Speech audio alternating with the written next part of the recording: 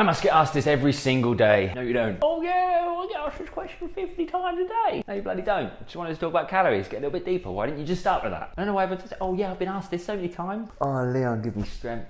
Influence the world. We're talking about calories and why it's super important, why I always start with calories. I seem to be saying this over and over again because so many people still seem to make the same mistakes, and the reasons are because they don't understand in the nicest possible way or value the certain parts of their identity or current habits in order to make the proper change. That sounded really scientific and geeky, but it basically means you're overlooking certain things. There you go, done. Why do I have to get so complex? Oh, let's talk about nutrient efficiency and absorption tomorrow. Nah, boring. Anyway, the reason I start with calories, and when somebody comes to me and says they want to lose weight or they want to lose fat, however they kind of approach it, depends on the type of person. Let's just talk about weight, right? They normally come in from a failed protocol before where they managed to lose the weight that they wanted to lose, or most of it, but they fell off the wagon because it was too restrictive or the training was too hard or it was too this or too that.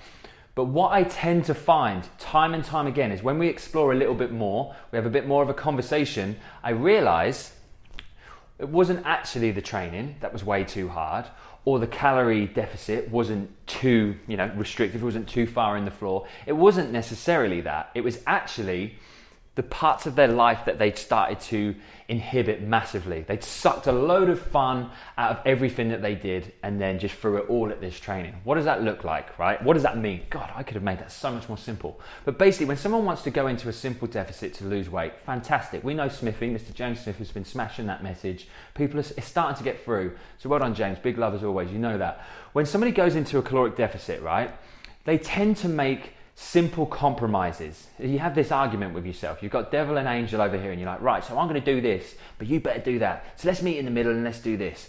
Right, you want to be in a deficit. We've established that. Everybody knows that. But how people tend to create that deficit is where it starts to go wrong before it's even started. Here we go. We've got Doris. I love Doris. Doris is a fake person, so don't start suing me, Doris. She wants to lose weight. She's like, right, what I need to do is I need to eat a little bit less. Tick. I need to move a little bit more. Tick. Well done. Let's stop there. But what you tend to do is go, no more wine, no more takeaways, no more treats. Can't have that Kit Kat anymore. Oh, I love that. Sound like fireworks. Love that Kit Kat every Wednesday. That's gone. What's happened? You've just sucked all the fun out of your bloody life. You've started to encroach onto different areas of your life far too quickly. You don't need to worry about that as long as your calories are where they need to be in order to elicit fat loss or weight loss over a period of time. Amazing. That's why every single time I get a new client in, the first thing I say to them after we've done their dietary recall, we do a TDE calculator measurement, which essentially tells us their maintenance for their current lifestyle and habits. We put them into a simple deficit and get them to move a little bit. If you're somebody who's very good on slightly lower calories, we might make your deficit up to a 500 calorie deficit. This is why a lot of people talk about it. 500 calories a day over 7 days equates to 3,500 calories, a pound of fat, meaning a pound of fat loss each week if it was as simple as that. That's why people talk about that, right?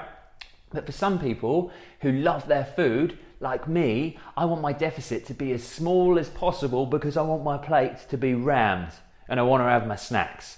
So what I'm going to do, I might put them into a 200 or 300 calorie deficit, and then I'll just make up the extra deficit by getting them to step and move a little bit more. Compromise. You're playing to your weaknesses, right? My weakness is food.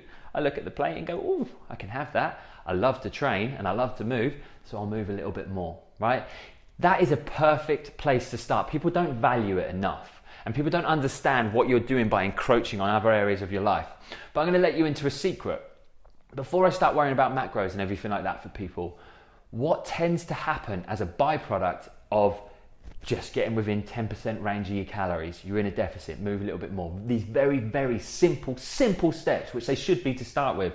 People then start to take control and consider what they eat a little bit more. They might not have 2 glasses of wine. They might have 1. They might not have a takeaway every week. They might have one every fortnight. What's happening?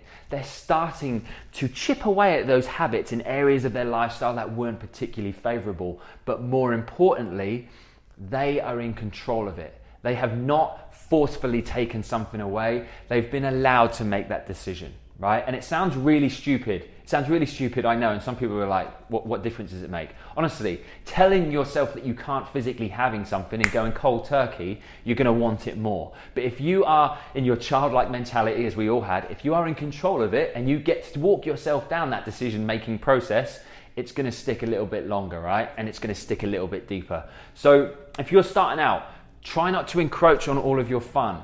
Worry about your calories first. That's when we can start to worry about how optimal the types of food that you're eating are and what your macronutrients should be and everything like that. You're going to start to understand anyway, as a byproduct of getting your calories right, certain aspects of your lifestyle are going to naturally change and evolve alongside you getting your calories right. Then we can worry about optimal performance, recovery, nutrient efficiency and density, and our absorption rates and all that kind of jazz, if we ever really need to worry about that, and it comes down to performance and recovery. But honestly, don't undervalue how important certain parts of your lifestyle are. If you're somebody who loves a glass of wine, do not refuse yourself wine in the first step of wanting to lose weight. These are just really obvious things that people find that they can just cut out straight away because they're fun, right? Don't cut out the fun, because it will take a lot longer to redo the bloody diet again further down the line. You don't want to be drinking too much, we know that. We don't want to be eating too much crap, we know that. But what people don't understand is there's still room for that.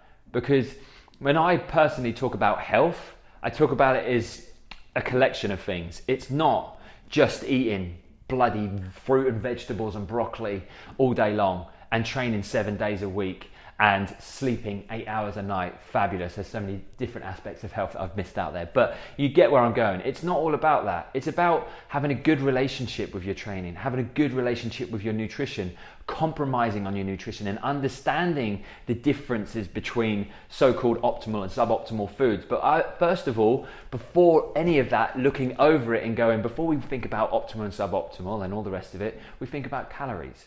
Understanding, education, and having a good relationship with that side of your training and nutrition is really, really important for good physical and mental health long term.